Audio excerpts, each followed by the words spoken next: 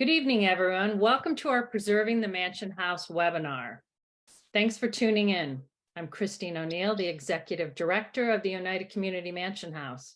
In this webinar, you'll hear from board members and staff who will share updates on our efforts to preserve and protect this 160-year-old landmark. Today, you'll hear from Board Chair Jonathan Palika, Trustee and Architect James Trevette, Director of Buildings and Grounds, Mike Comey, and our Director of Museum Affairs, Tom Geiler. Next slide.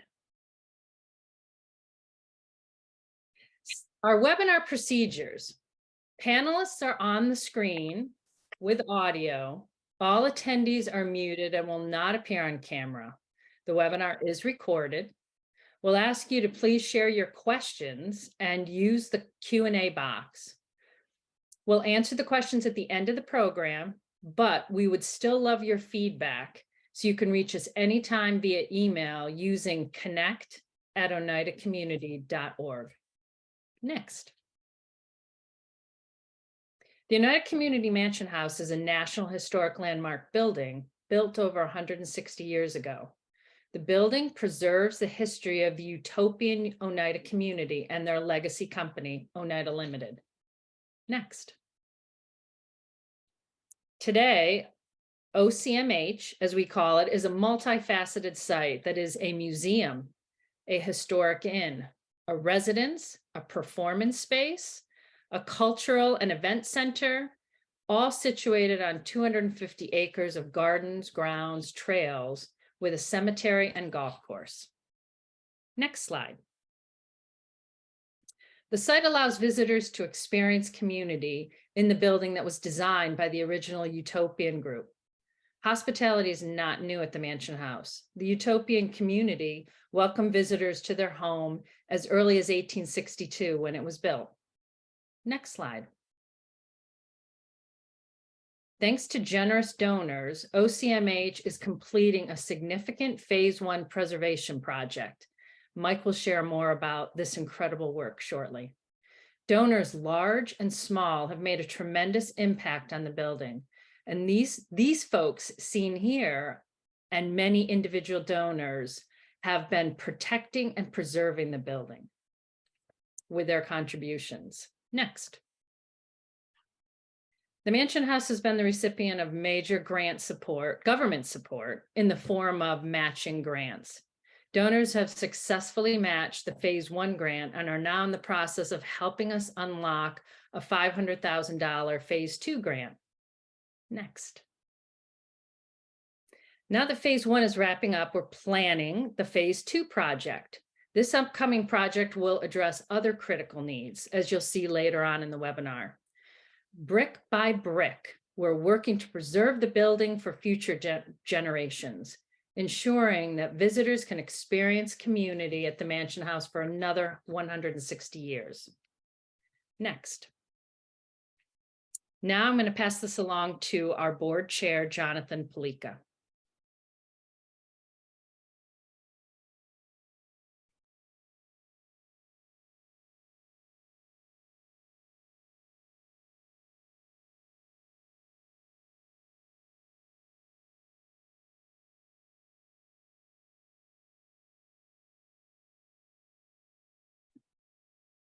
Jonathan, you're muted.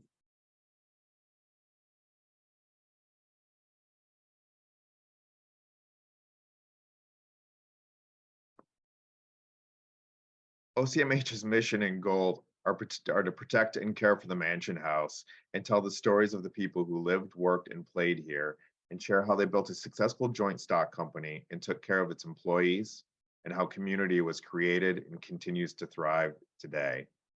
Next slide, please. In the 35 years of the not-for-profit stewardship of the Mansion House, we've learned a great deal about the needs of the building. In response to these needs, the Board of Trustees have outlined a 10-year, 5-phased, $10 million plan to preserve and protect the Mansion House. The nearly complete $1.8 million phase 1 project is an example of that commitment. And I'll pause on this slide for a moment to let everybody take a look.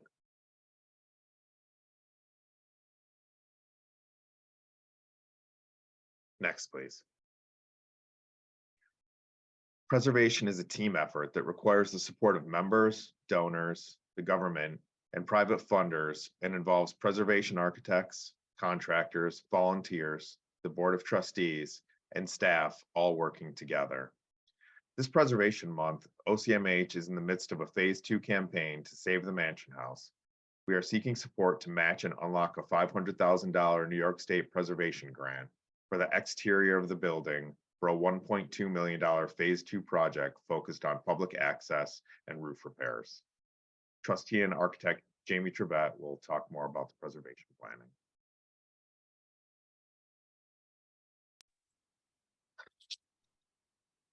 This project has started we started looking at the building overall, and we started with an assessment. And early on, one of the biggest things we were told is we really need to take care of some of the critical envelope to protect the mansion house. That means the roof, the walls, and next slide shows an example of some of the next slide. Oh, there we go. This is an example of the ongoing facade issues that we've been seeing. It's basically related to roof deterioration and allowing water to get into the roof and subsequently into the walls. And we've been trying to work in a top-down fashion, dealing with the roofs and the walls and the windows. Next slide. Interior, all this means does affect the interior. Water migration into the walls or the roof, as you can see in these slides, affects the interior. We are working together with professionals. Next slide. Other examples of interior damage related to roof and wall deterioration. The slide on the left is the big lounge, the big hall. And this damage has been repaired in Phase 1 on the exterior. We have not yet addressed the work on the interior yet. The slide on the right is moisture migration through the wall, and which is causing plaster deterioration. Next slide. We've been seeking advice from experts. Certainly myself, I specialize in roofing, brings a lot of knowledge to the project to help us determine what sequence we need to work in, what roofs are most important, what roofs are most at risk, what roofs are potentially leading to other damage. Right here, we're working with a mason to looking at the walls and trying to determine what to do with some historic mortar had been replaced years ago, when the thinking was that harder is better. Today, we now know that softer mortars are much better for historic facades. The projects we're undertaking are trying to repair these previous well-intended pointing projects. We're also working with structural engineers to help us with these projects.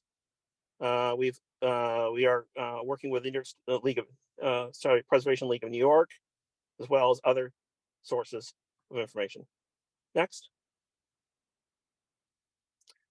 This brings us to information. So everything we're doing is we're gathering information. This is a good example of a crack monitor, which allows us to just to see how badly this trim is moving. And it's moving because of moisture damage that's getting into the masonry walls, which is, as I had said before, is related to the roofs. So we're gathering information and refining the path forward with each new bit of information. So everything adds to in succession. Next. This is something we instituted. Mike has been pivotal in documenting where we've been having problems. This is the learning process we've been involved in, looking at where we've had leaks to the walls, to the roofs, and even the foundation. This has helped us plan projects to minimize damage, reduce costs, and repair things that are most critical. Next. this is reports are important for our funders. These are some of the things we've done over the years. We had a historic building envelope report done, the historic structure report. Over the last 20 years, we've been plotting these steps to allow us to seek funding, and each funders are looking for these particular things to enable them to give the money. So this is an important piece of the puzzle. Next.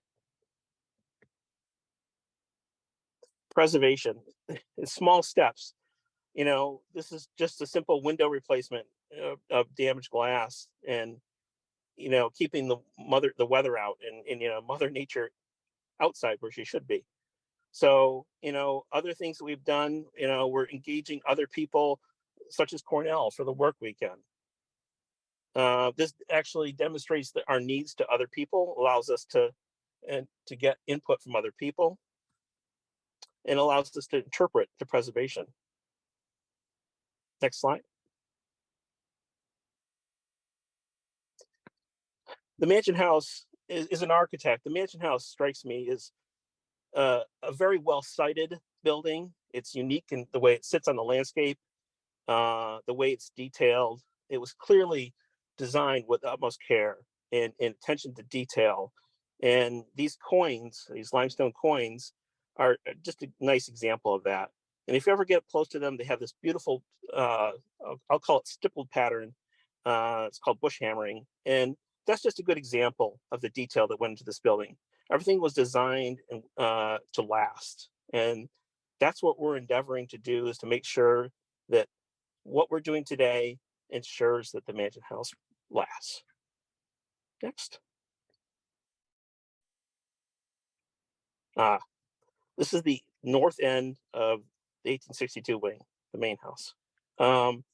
It is actually so well preserved. It has a lot of its original mortar, all of its original brick.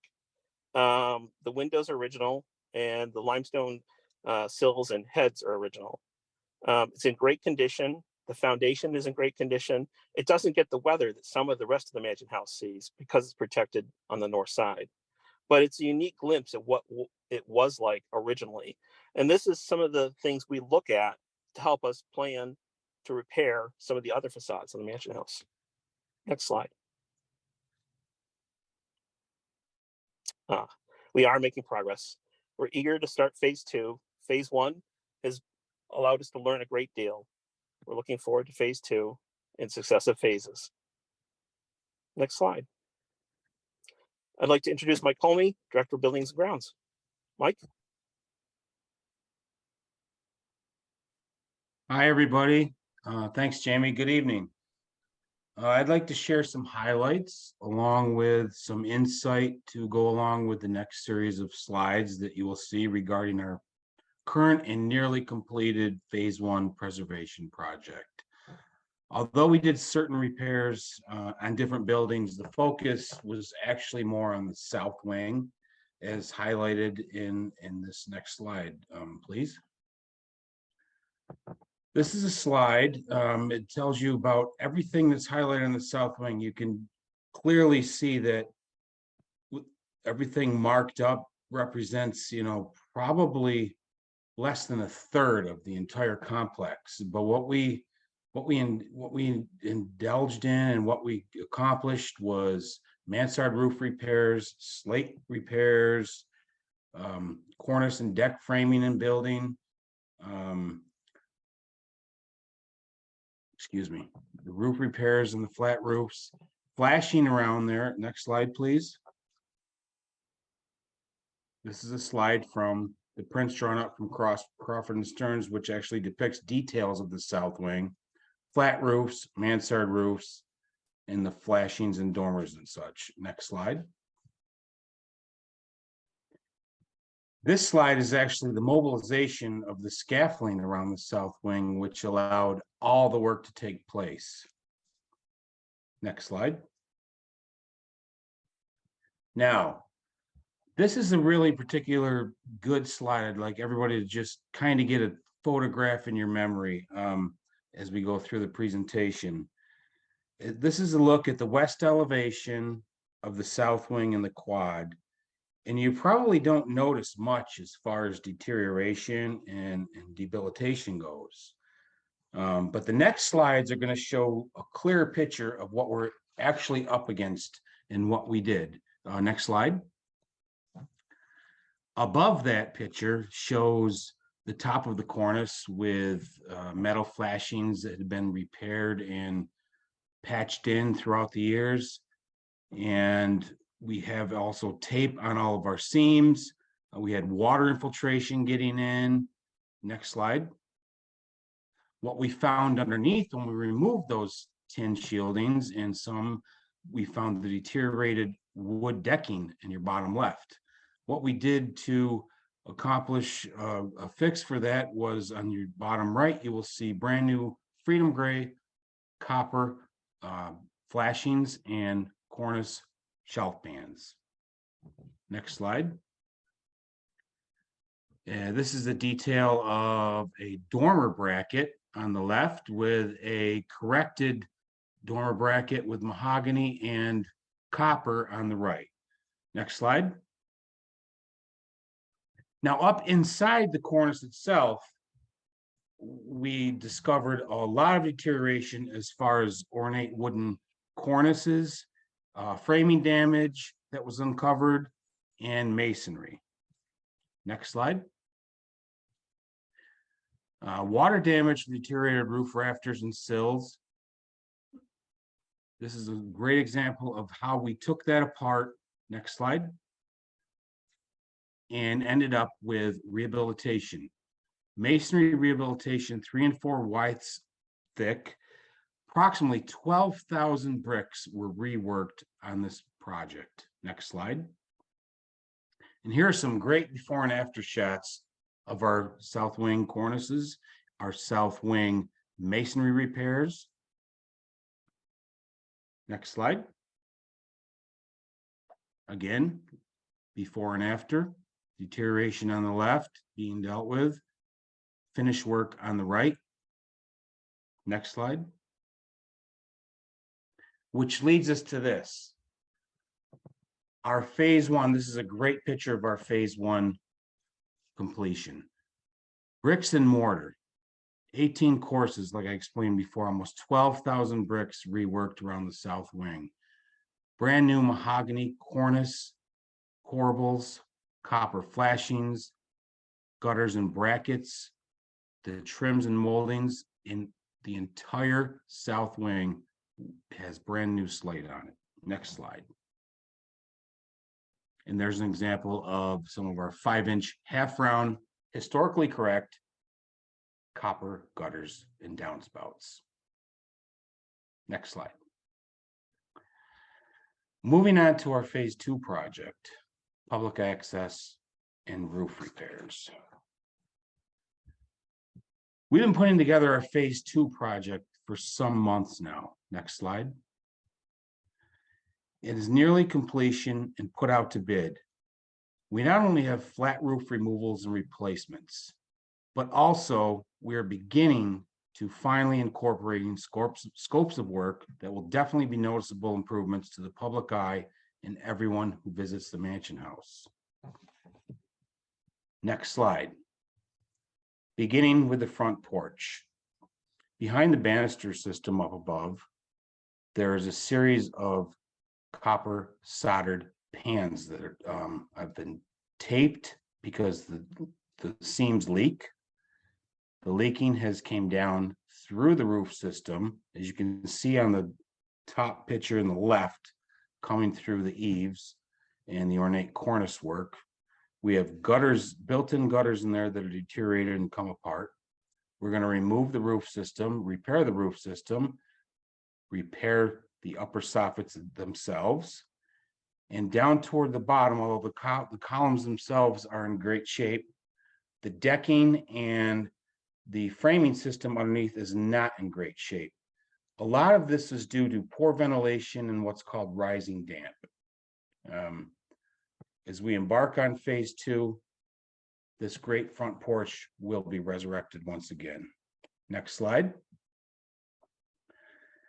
Now this slide here, although no one really cares too much about seeing roofs, I wanted to put this slide in here because it depicts just how vast the roofing system here is at the Mansion House. And although we embarked on some of the flat roofs on the first phase with the Crawford and Stearns building envelope and condition report, all of these roofs are slated for replacement. So again, in phase 2, we're going to incorporate more flat roofs. Next slide. And speaking of some of the roofs, we have some porch roofs incorporated. Right here is an example of our south wing lounge entrance, where water has infiltrated and extensively damaged the framing system up underneath there, and also what you see with the wainscoting framing there. Next slide. Our birds are always our friends here. There's a little bit of tontine right there with a bird hole up in the side of that. Next slide. And what we uncovered also in porch roofs, this was actually going to be repaired in phase 1. It was going to be a simple copper roof replacement. When we peeled back the copper roofing, we uncovered what you see right here on the right: extensive deterioration in the framework and the roof decking. On the left, we also have some column damage where it meets the footer. Next slide.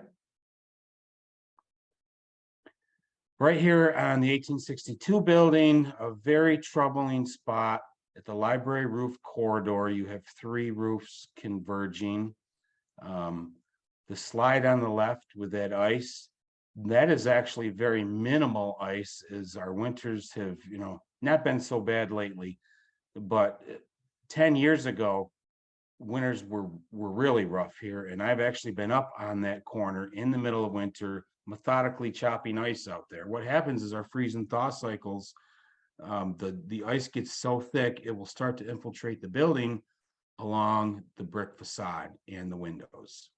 So in phase 2, we want to get not only snow guards put on the 1862 building and along the library corridor roof, we're going to have extensive gutters and ice melt systems. Next slide. And along with our phase 2, we were going to put on some masonry facade work. Right here is that bottom part of the library corridor. Deteriorated brickwork, spalling bricks, the freeze and thaw cycles have allowed moisture to come in, and basically the bricks explode, like you literally see on the left side picture there. On the right, you can see where we've had the wall covered with rubber for quite some time. Next slide.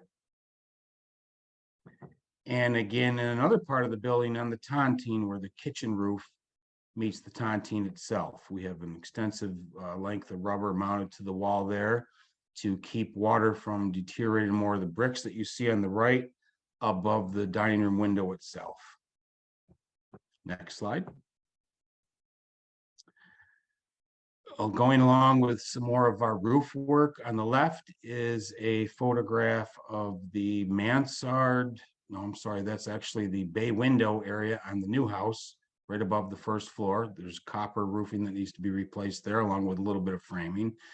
And our masonry work on the right with our chimneys. Next slide. And last but not least, on phase 2, we need to create year-round access in our ADA ramp entrance. What you see here on the bottom left of that picture is the ADA ramp that we currently have.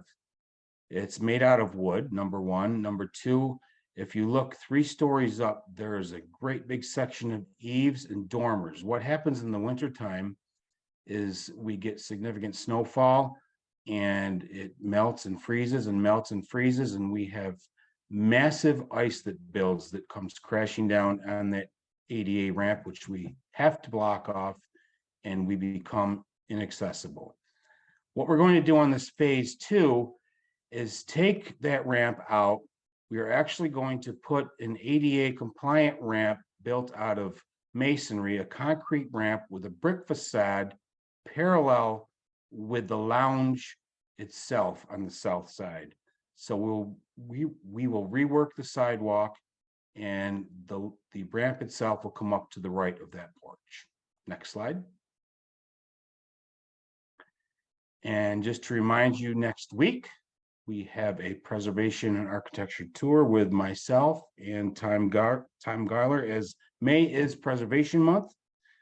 And historic preservation is a conversation with our past about our future.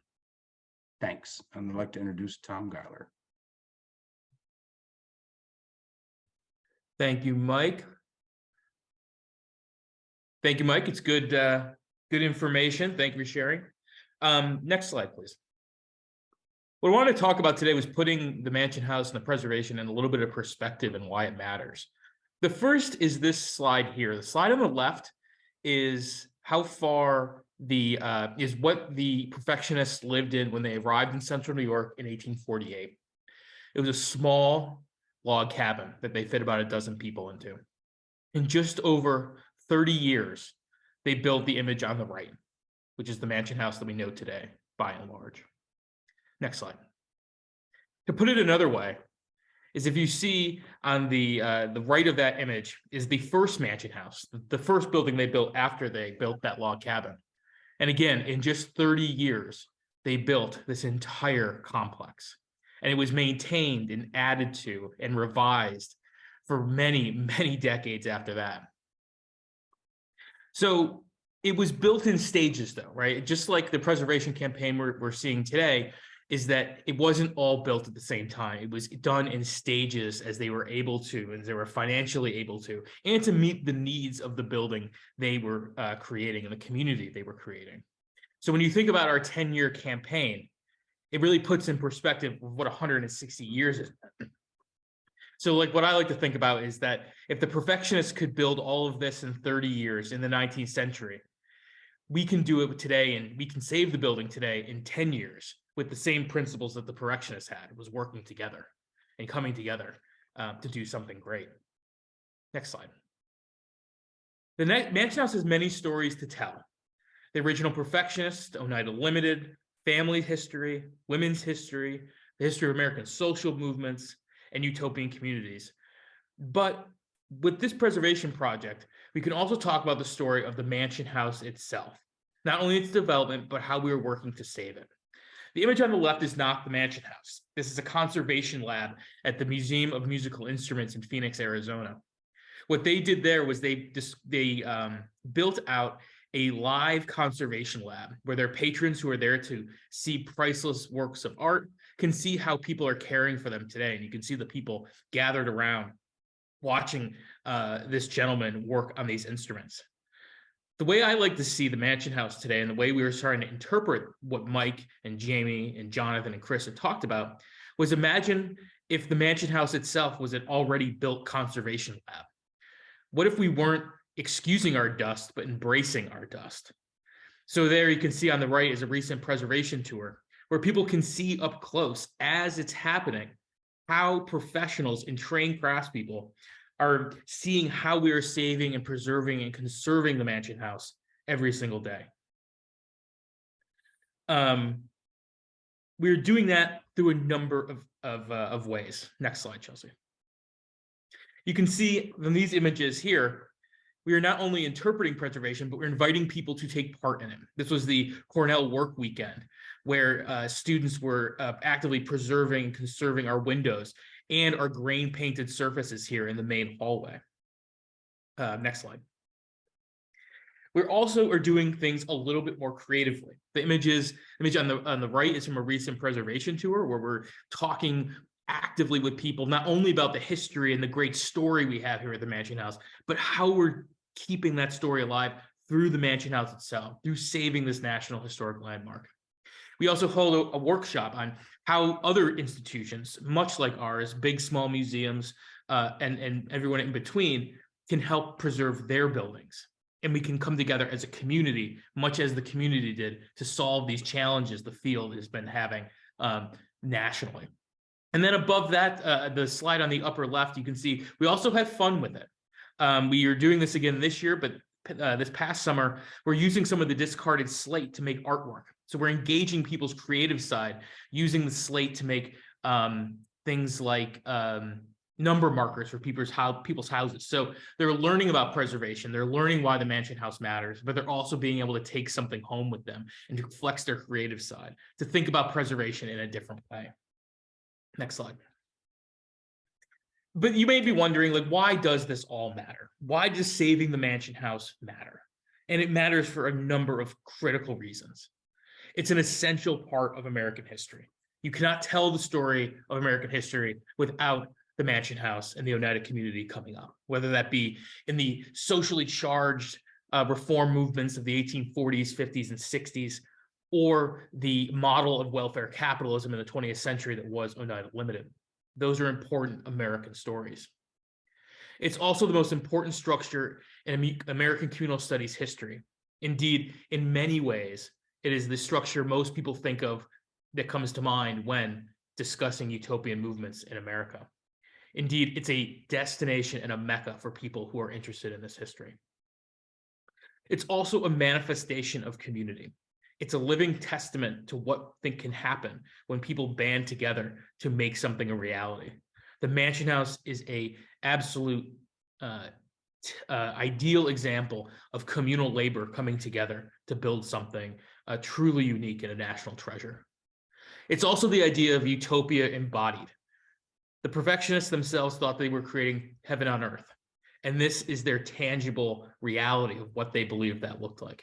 And it's not only just the mansion house and its amazing architecture and design and engineering, but also the beautiful landscape and grounds they also believe was a harkening back to this Garden of Eden. It's also unique and special because it's been continually lived in for over 160 years. This can be said for some, perhaps private homes in New England, but it cannot be said by very many museums that there are still people living in this house, people that are sometimes related to or descendants of the original community that are continually living, and the mansion house is actively serving the purpose that it was built for 160 years ago. And finally, and most importantly, is I think of the mansion house as a shelter. It's also a shelter and a keeper of the history of the original Oneida community and Oneida Limited. Between those walls, and one of the reasons we're saving this building is to save that history, save that architecture, the interiors, and the many collections that we have, so we can inspire the next generation of people to imagine a better world through the power of community. And now I will turn it back over to Chris.